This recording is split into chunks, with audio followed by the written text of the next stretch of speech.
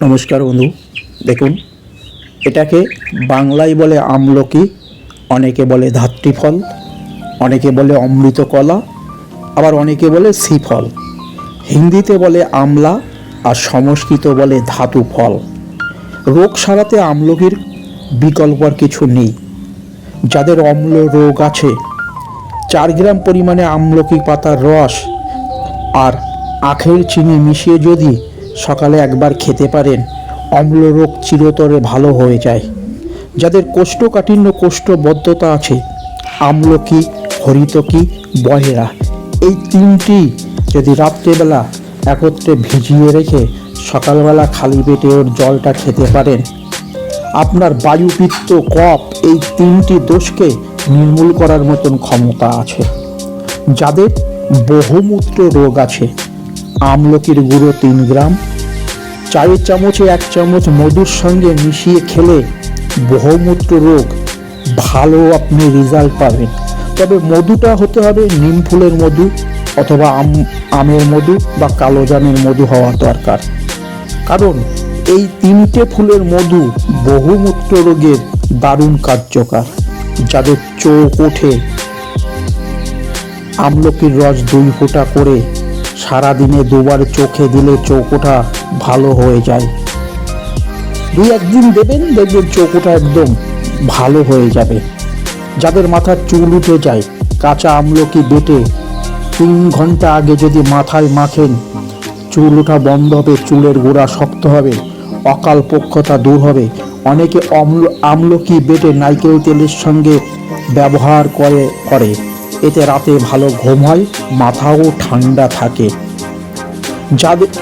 যেসব মা বোনদের সাদা স্রাপ আছে, দিন দিন দেখবেন কঙ্কাল হয়ে যাচ্ছে, আমি তাদেরকে বলবো আমলকি বীজের গুঁড়ো 3 গ্রাম 1 চামচ চিনির সঙ্গে মিশিয়ে রোজ সকালে এবং সন্ধ্যায় যদি আপনি খেতে পারেন, আপনার শরীর থেকে ওই সাদা স্রাপ বিদায় নেবে, তার কোনোদিন আপনার শরীরে আসবে না। তাছাড়া যদি এইভাবে ব্যবহার করতে পারেন, প্রচ্ছদের জ্বালা যন্ত্রণা এটাকে নির্মূল করে দেওয়ার ক্ষমতা রাখে।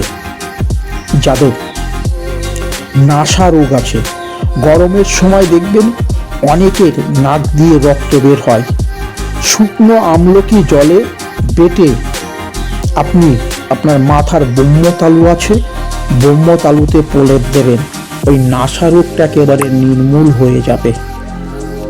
যাদের মাথা ধরার রোগ আছে, একটু কিছু করলে মাথা ধরে, আমলকি চন্দনের মতন ঘষে ভালোভাবে ওটাকে কপালে দিয়ে আপনি রাখবেন, রোগী আরাম বোধ করবে সঙ্গে সঙ্গেই।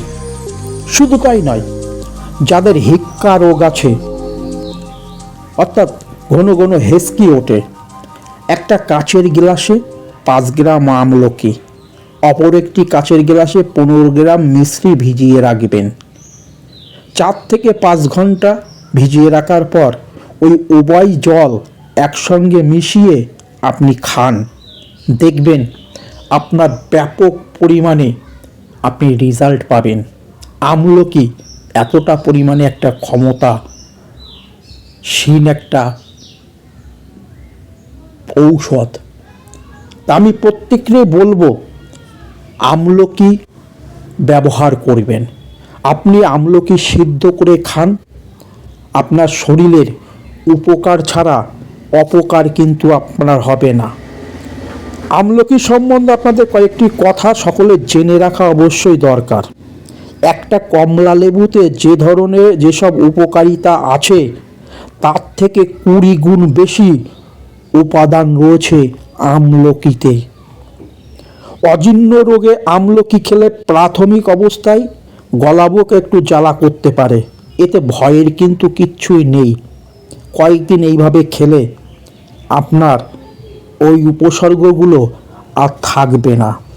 তা আমি প্রত্যেকটা লোককে বলবো, আপনারা আমলকিকে একটু ভালোবাসুন, আমলকি ব্যবহার করুন। প্রচণ্ড পরিমাণে ভিটামিন সি এর ভিতরে কিন্তু আছে, যা খেলে একটা মানুষকে আপনার গ্ল্যামারটাকে উজ্জ্বল করে রাখবে। আমলকির বিকল্প আর কোনো কিছু নেই। হাজার গুণের গুণধারী